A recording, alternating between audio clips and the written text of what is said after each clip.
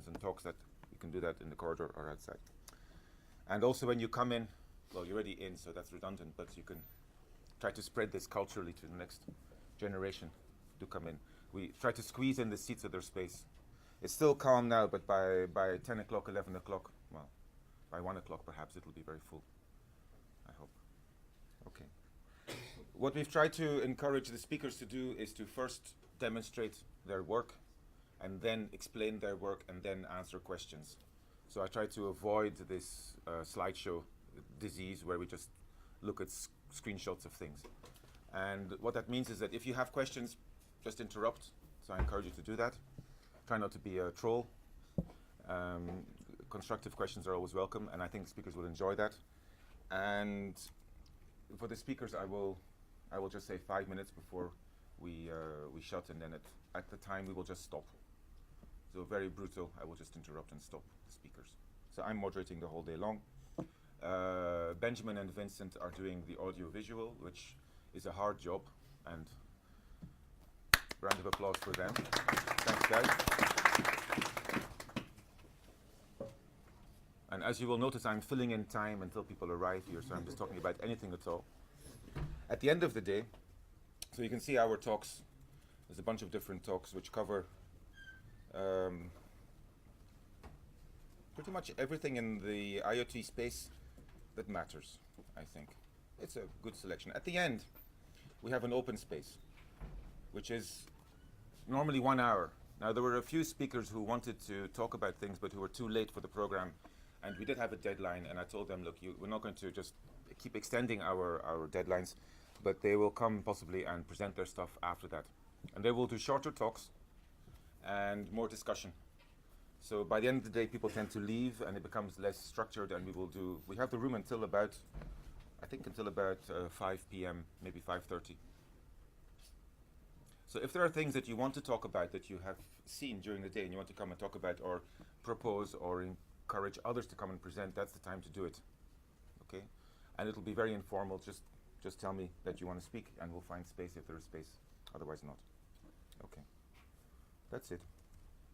Everything is being recorded by FOSDEM, by us, and will be online very soon. Is it live as well? I don't know if it's live or not. It was last year. I don't know this year if we got that working. It's live? Yeah, sure. Okay. And how about the microphone? Is this working? Or microphone working? Microphone working? Testing, testing, testing, testing, testing, testing. Can you hear me? Is this working? How about now? Yeah.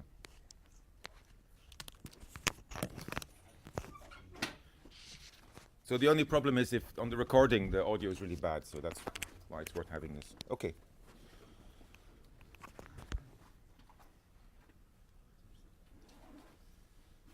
Five more minutes. What can I talk about in 5 minutes? Sorry?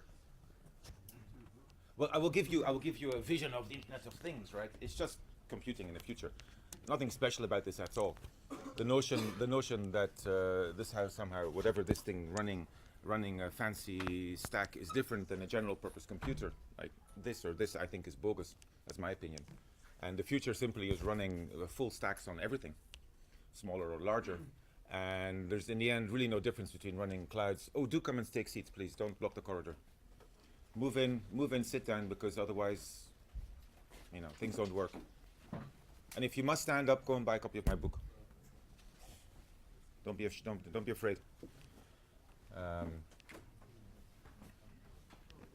So I think what we're seeing in this dev room is the development of protocols that work better for the highly opportunistic and slightly less centralized networks. So it's a vision of decentralization over time, but it's not really very different than cloud decentralization or mobile phones in a home or whatever else. That's my opinion. But then, what do I know?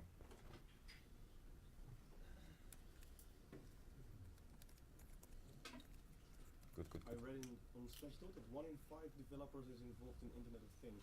What do you think about that? What does that mean? I mean, they have a mobile phone. I don't know what that means. they're certainly not here today. I mean, who here is developing IoT stuff? Oh, okay, that's 1 in 3 of developers. So Sasha is wrong. That's my answer. Right.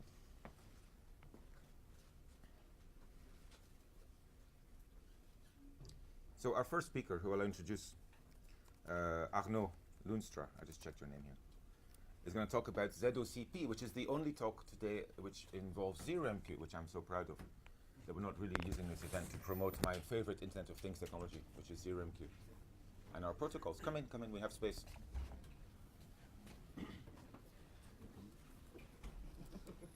And Arnaud will talk about ZOCP, which is a protocol built on top of 0MQ, and which is used for orchestration of live performances, which means music, right?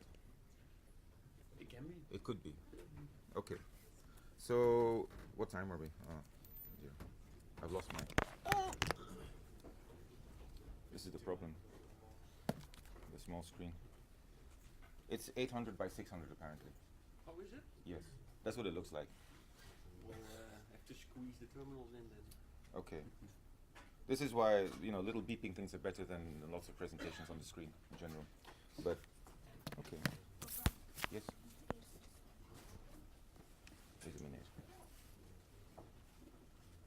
Okay. But we have to wait another 2 minutes.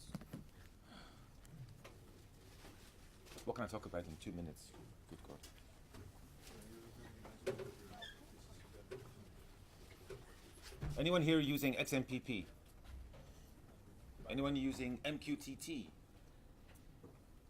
Anyone using ZMTP? Okay, these are some protocols that are used for IoT development. Protocols are very important because they underlie the contracts that pieces can talk.